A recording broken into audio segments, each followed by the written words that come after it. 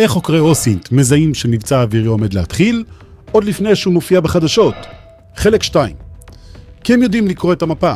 באתר ADSB Exchange מופיעים כל הפרטים שנאספו משידורי ADSB ו-Mode S. לחצתם על מטוס ונפתחו כמה מספרים. כל אחד מהם משמש למשהו אחר. הראשון, ה-call sign. זה השם שהמטוס משתמש בו באוויר. איתו הטייס מדבר עם הבקרה. הוא נוח לתקשורת, אבל הטייס מקליד אותו ידנית.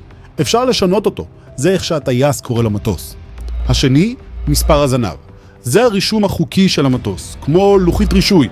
הוא צבוע על הגוף ליד הזנב, הוא מגדיר למי המטוס שייך ובאיזו מדינה הוא רשום. בכל מחירה של המטוס, מספר הזנב משתנה, ולכל מדינה יש קידומת משלה.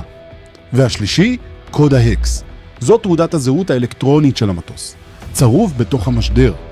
המערכות של הרדאר ושל ה-ADSB מזהות אותו על פיו.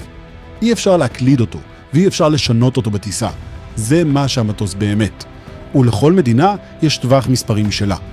גם אם הוא מזייף מספר כנף או קול סיינג, את זה אי אפשר לשנות. רוצים לבדוק בעצמכם? קחו את ההקס מהמפה, הכניסו אותו ל-planespotter.net ותראו את כל הפרטים על המטוס, למי הוא היה שייך בעבר, ואיפה הוא נמצא, ואיך הוא נראה היום. ככה מקלפים עוד שכבה באוסינט בעולם התעופה.